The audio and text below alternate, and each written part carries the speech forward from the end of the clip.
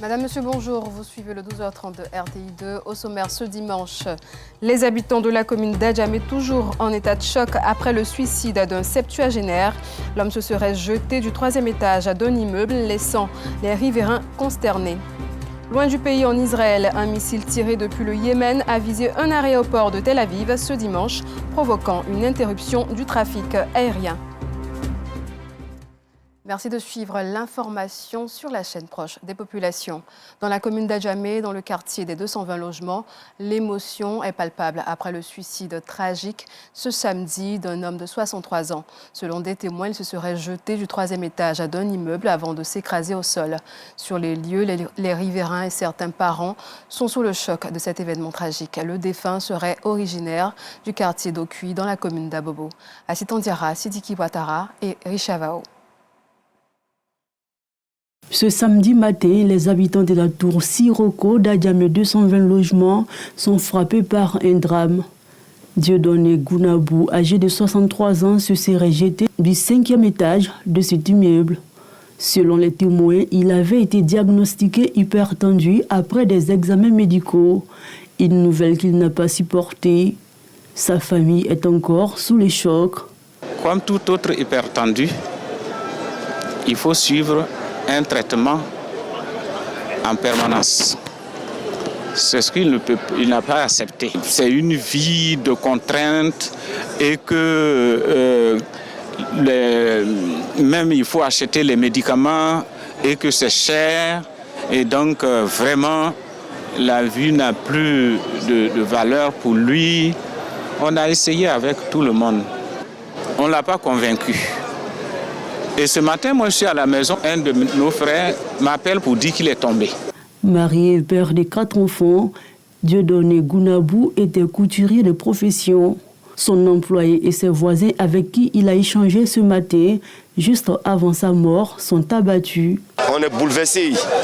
Voilà, de voir quelqu'un tout à l'heure passer devant toi, les 10 minutes qui vont suivre, les 5 minutes qui vont suivre, on te parle d'un cas de suicide. Bon, s'il habitait là-bas, on allait dire, bon, là où il est parti, peut-être il a trébuché, mais ce n'est pas le cas, ce sont des suicides. Moi, je confirme ça. Il faut que l'État prenne des mesures pour ça. Les gens ont des problèmes. Parce que ce n'est pas tout le monde qui est capable de venir expliquer son problème. Mais condoléances à la famille, on est tous en deuil, nous sommes sa famille. Le matin, il était bien, il est arrivé dans le lieu de son travail. On a même causé, je lui ai dit, ta santé, il dit ça va, ça va. Et puis, un coup, il est parti, on vient, c'est son frère même qui est venu me dire non, que c'est le monsieur qu'on dit, il a quitté en haut là pour tomber, que c'est lui. C'est triste. Hein? Notre tentative de contacter son épouse et ses enfants est restée sans suite. Les cas de suicide sont légion dans le district autonome d'Abidjan. Précarité, dépression, stress et peur du lendemain sont souvent pointés du doigt. Triste nouvelle, toutes nos condoléances à la famille endeuillée.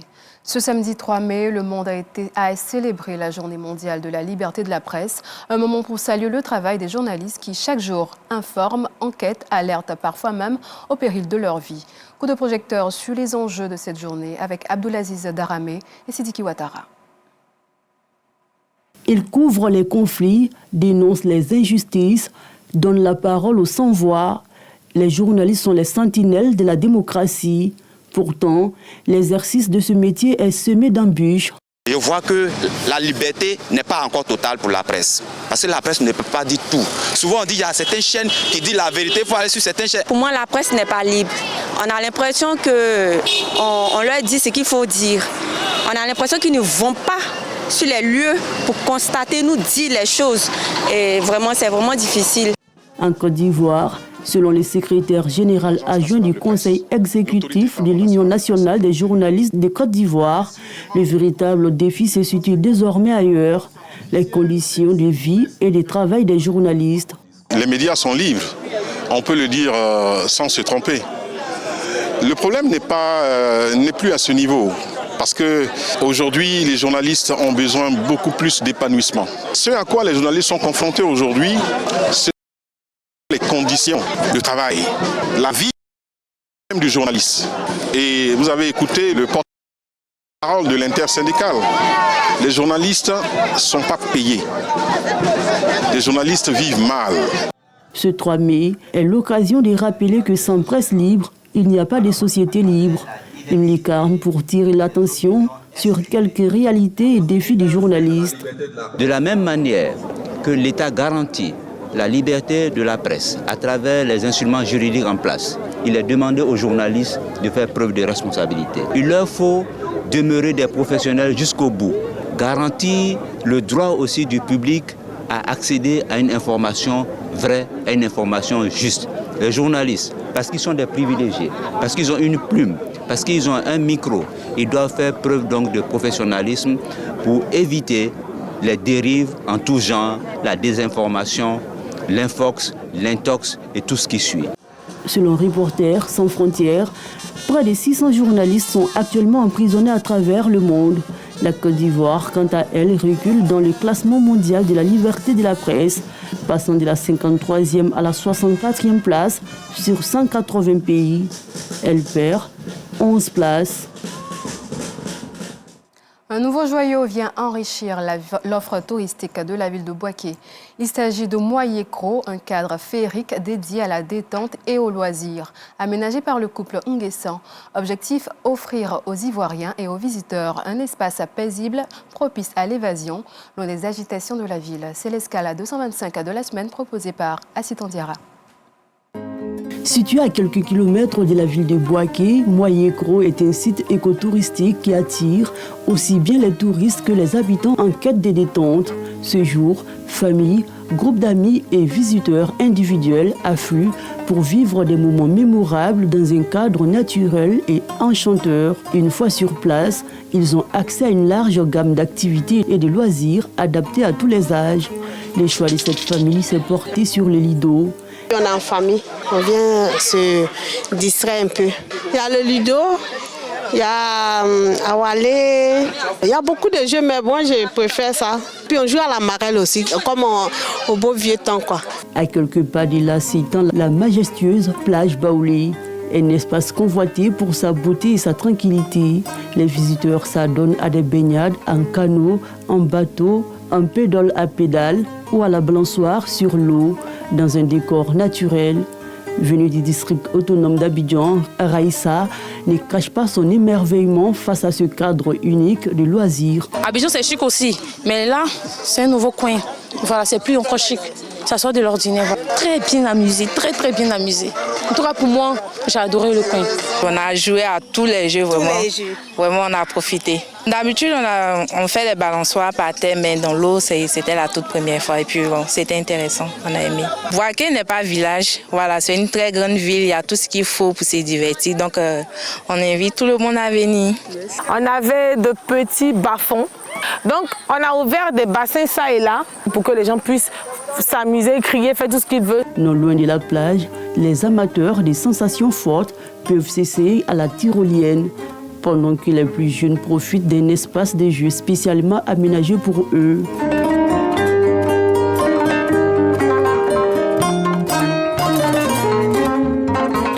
C'est un lieu touristique et puis c'est un beau cadre amusant et tout. Les enfants peuvent bien s'amuser. Depuis 13 heures, je suis venue avec les enfants. C'est la première fois de voir ce genre de site à Bouaké.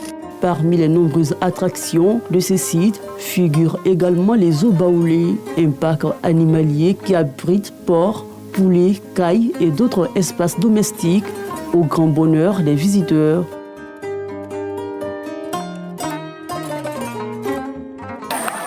L'histoire des eaux Baoulé. Il y a plein d'enfants qui n'ont jamais vu de porc, il y a plein d'enfants qui n'ont jamais vu de poulet, de canard, d'oie, d'autruche. Donc je ne veux pas dire que j'ai un zoo, mais c'est de petites choses, des animaux de la ferme que j'ai rajoutés et juste pour le côté fun, j'ai mis Baoulé dessus. Les gens apprécient. Après l'effort, le réconfort, les visiteurs peuvent savourer des délicieux plats ivoiriens dans une ambiance conviviale.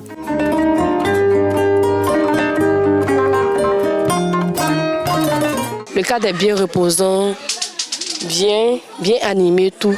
Il y a tout ce qu'il faut, la nourriture, tout et tout. On a mangé la pain sautée, la soupe du poulet et puis on a pris de la loco avec du poisson braisé. Tout était bien fait. On respecte bio. En tout cas, moi, ça m'a séduit déjà. Je pense bien organiser une prochaine sortie avec ma famille ici. Le bangui, vraiment, c'est un bon bangui. Contrairement au Bangui, on a l'habitude de boire dans les cabarets où on ajoute un peu d'eau, c'est bio. C'est bien bio. En tout cas, j'ai apprécié jusque-là tout ce que j'ai goûté. On ne vend que ce que nous produisons. Poulet, poisson, lapin, caille et puis porc. Créé en 2023 par les couples Nguessan, Mouaïekro est né de la volonté de contribuer au développement de la ville de Bouaké et à l'épanouissement de sa population. À la base, c'était fermé. Comme je dis, c'était que pour nous. C'était quelque chose de privé. Mais à force de nous demander à chaque fois, est-ce qu'on peut ramener nos enfants? Est-ce qu'on peut ramener ci? Et quand les gens viennent, puisque c'est un peu loin, ils mangent nos poulets, ils mangent nos poissons. Donc on a décidé de faire un truc forfaitaire pour que tout le monde puisse venir s'amuser ici. Mon mari et moi, comment on se définit? Il est la provision, je suis la vision. Les terres ici sont à sa famille. Moi, on va dire, je suis en griffe l'étrangère qui est venue, mais c'est moi l'étrangère qui avait la vision et eux, on va dire, ils avaient le matériel. Donc l'un ne peut pas matcher sans l'autre. Si je ne suis pas là, rien ne fonctionne. S'il n'est pas là, rien ne fonctionne. Et même à la tombée de la nuit, l'animation ne faiblit pas. J'ai connu le site grâce aux réseaux sociaux. En tout cas, je trouve le cadre très beau, paisible. C'est agréable vraiment. J'ai fait de la tyrolienne, j'ai joué un peu au baby. Les sites restent vivants, les visiteurs s'y retournent pour échanger, discuter et partager des moments forts dans une atmosphère chaleureuse.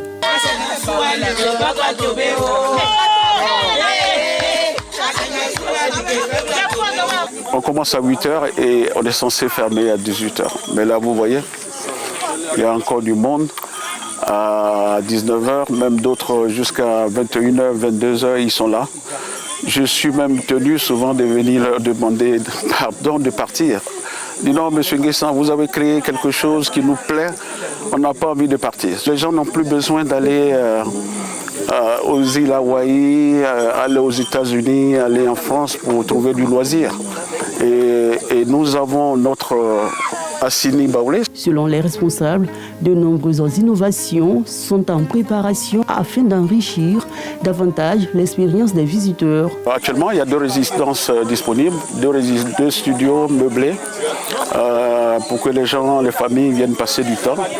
Et nous sommes en train de créer 3 autres, un peu plus grands, familiales, entièrement meublés, des bungalows. Et on envisage par exemple à la longue faire des salles de conférence.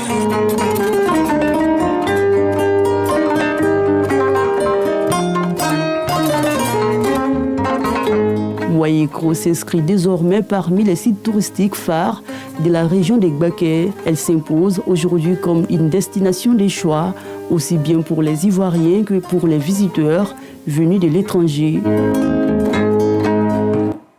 En prélude à la journée mondiale de l'hypertension artérielle, la Fondation Cœur Citoyen a organisé un séminaire. Objectif renforcer les capacités des professionnels de santé pour une prise en charge plus efficace des pathologies liées à l'hypertension. La rencontre s'est tenue ce samedi 3 mai dans la commune de Yopougon. Restons en compagnie d'Assita Ndira. Des trophées, des médailles, mais surtout de la chaleur de se retrouver entre travailleurs et travailleuses du secteur public et parapublic de la commune de Bonois. L'enjeu, c'est les retrouvailles. L'enjeu, c'est le partage. L'enjeu, c'est la fraternité. L'enjeu, c'est le vivre ensemble. Il faut qu'on cultive la paix, la fraternité, le rassemblement. Je pense que c'est de très bonnes valeurs pour nous, surtout le vivre ensemble. C'est vraiment un moment de fraternité. Ça nous permet de nous retrouver. Après un mois de compétition marqué par 54 matchs disputés par les 16 équipes en compétition, la formation de la compagnie ivoirienne d'électricité en bleu a rendez-vous avec la belle équipe du groupe scolaire Israël en finale. 1-1 au terme du temps réglementaire, c'est finalement l'épreuve fatidique des tirs au but que les Bleus de la CIE l'emportent 3-2 grâce à un tir victorieux de Youan Bichal. Enlevé des rideaux dans une explication 100% féminine, l'équipe de ISTC JF, mairie de Dabou, s'est imposée face à la formation des eaux et forêts en blanc. Le spectacle nous réjouit et puis souhaiter que une autre édition ait lieu, puis qu'on puisse se rassembler pour partager encore les mêmes moments de joie. Pendant des semaines, les différents services se sont affrontés Ils l'ont fait avec hargne, mais en même temps avec discipline et avec fair play. C'est ce qui permet de conclure que le football est et demeure un puissant levier de solidarité, de convivialité et de discipline. La cérémonie de récompense a été l'occasion d'honorer les différents acteurs. Avec 12 buts, Bazaré Rodrigue repart avec le trophée de meilleur buteur. Le trophée Fair Play est attribué à l'équipe de la sous-préfecture avant que l'équipe victorieuse ne reçoive le trophée Janogban des mains de Krakwadio Maïzan, sous-préfet de Bonoa. Débuté le lundi 7 avril dernier, 16 équipes reparties en 4 poules ont participé à la première édition du tournoi Interservice destiné à renforcer les liens entre les travailleurs de la commune de Bonoa. Une initiative sportive que les organisateurs entendent institutionnaliser. Hors de la Côte d'Ivoire, en Israël, un missile tiré depuis le Yémen a frappé ce dimanche matin une zone proche de l'aéroport international de Tel Aviv, provoquant une brève interruption du trafic aérien. Les Houthis ont revendiqué cette attaque et affirment agir en soutien à Gaza. Israël a immédiatement promis une riposte 7 fois plus forte. Voilà, c'est la fin de cette édition. Merci de l'avoir suivi. Bonne suite de programme sur RTI2.